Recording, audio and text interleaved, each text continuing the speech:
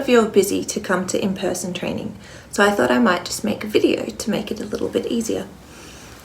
So today we're going to talk about Pesach, or Passover. Pesach is a biblical holiday which discusses the story of the exodus from Egypt of the Jewish people. After being in slavery for hundreds of years and God distributing the 10 plagues over Egypt, the Israelites finally flee.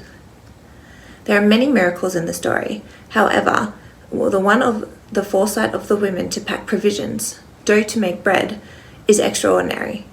They quickly made the dough and carried it on their back as they were walking through the desert. It baked in the heat.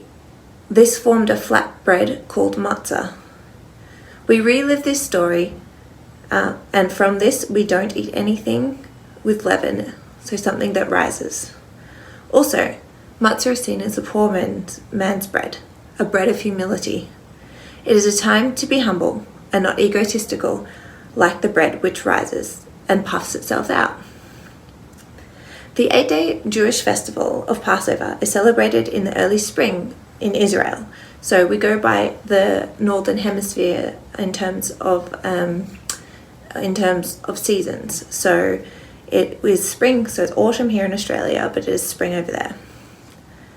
So this year it falls April 5th to 13th, 2023.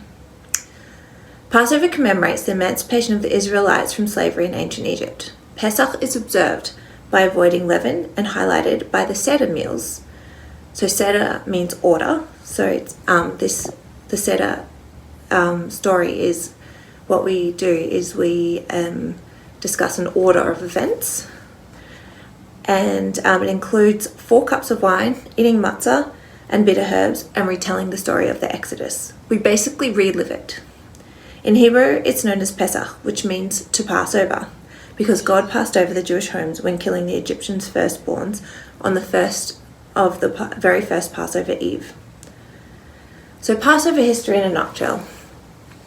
As told in the Bible, after many decades of slavery to the Egyptian pharaohs, during which the time the Israelites were subjected to back-breaking labor and unbearable horrors, God saw the people's distress and sent Moses to Pharaoh with a message, "Send forth my people so that they may serve me." But despite numerous warnings, Pharaoh refused to heed God's commands. God then sent upon Egypt 10 devastating plagues, afflicting them and destroying everything from their livestock to their crops. At the stroke of midnight on the 15th of Nisan in the year 2448 from creation, which was 1313 BCE, God visited the last of the 10 plagues on the Egyptians, killing their firstborns. While doing so, God spared the children of Israel, passing over their homes, hence the name of the holiday. Pharaoh's resistance was broken, and he virtually chased his former slaves out of the land. The Israelites left in such a hurry that the bread they baked as provisions for the way did not have time to rise. 600,000 adult males, plus many more women and children, left Egypt on that day and began to trek the Mount Sinai and their birth as God's chosen people. So part of this is why the Jews were called the chosen people. In ancient times, the Passover observance included the sacrifice of the Paschal lamb, which was roasted and eaten at the Seder on the first night of the holiday. This was the case until the temple in Jerusalem was destroyed in the 1st century. So how was Passover celebrated? The first 2 days and the last 2 days, the latter commemorating the splitting of the Red Sea, are full-fledged holy days. Holiday candles are lit, and Kiddush, which is a special prayer over the wine, and sumptuous holiday meals are enjoyed on both nights and days. We don't go to work, we don't drive, write or switch on or off electronic devices. We are permitted to cook and to carry outdoors. The middle 4 days are called Chol HaMoed, a semi-festival, which are intermediate days, where most forms of work are permitted.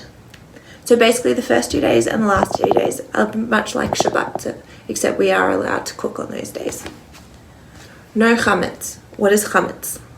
Chametz is the leaven that is within bread or any other products such as cakes, biscuits, etc.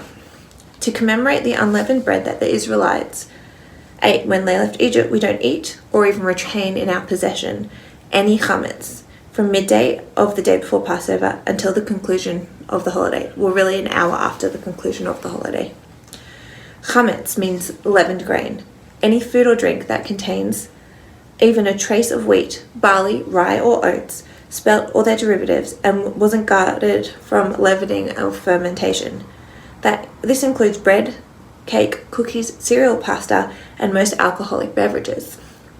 Moreover, almost any processed food or drink can be assumed to be chametz unless certified otherwise. So we need special kosher symbols for any of the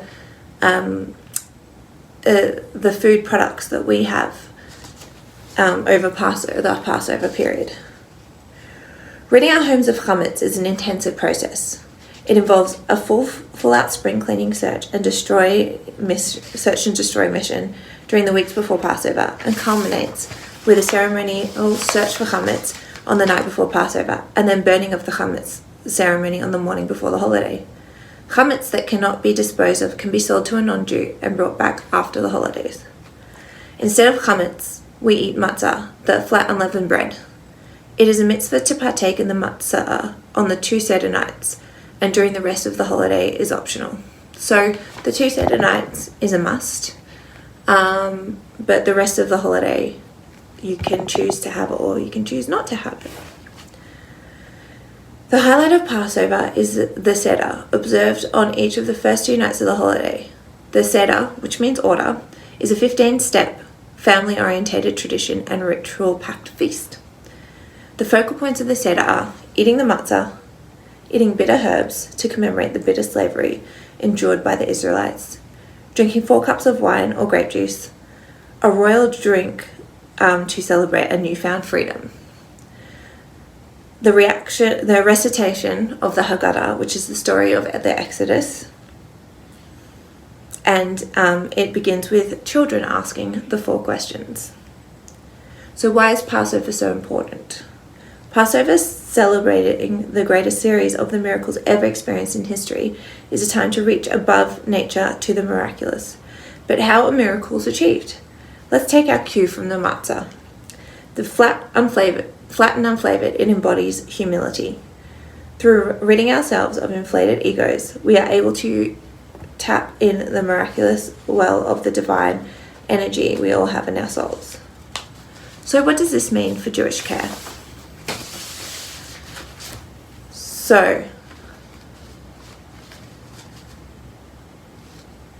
basically it means that from the night of the Sunday night of the 2nd of April, and Monday night, the 3rd of April, we will be doing extensive cleaning of the houses and the kitchens. So Tuesday the 4th of April, kosher for Passover meals begin. And it continues until right up until Thursday the 13th of April. Friday the 14th of April is the first normal day. So no bread and flour, matzah and matzah meal are to be served instead. Passover cakes instead of regular cakes, macaroons instead of cookies. Only Yumi's fish, no legumes or soy products at all, because this is considered a grain. So we use almond milk instead of soy milk. Different varieties of processed goods, tinned fruits and vegetables and cereals all must contain a kosher for Passover symbol. So not just a regular symbol, but a kosher symbol, but a kosher for Passover symbol.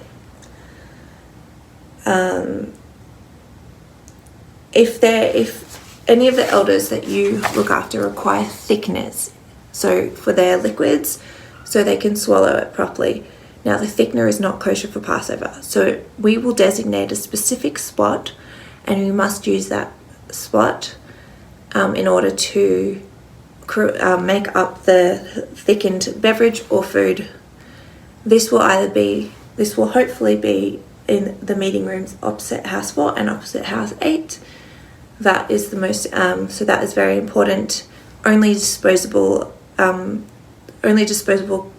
crockery and cutlery can be used and must be thrown out immediately after it is used.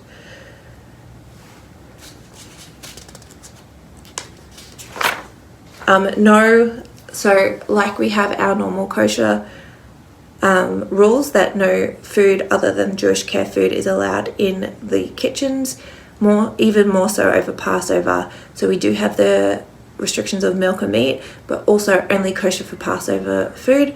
If there is any outside food brought in, it must not be heated up or anywhere near the kitchen, the house kitchens. All staff food must be consumed only in the staff room or outside. Must not be, and none of the utensils may be used for this.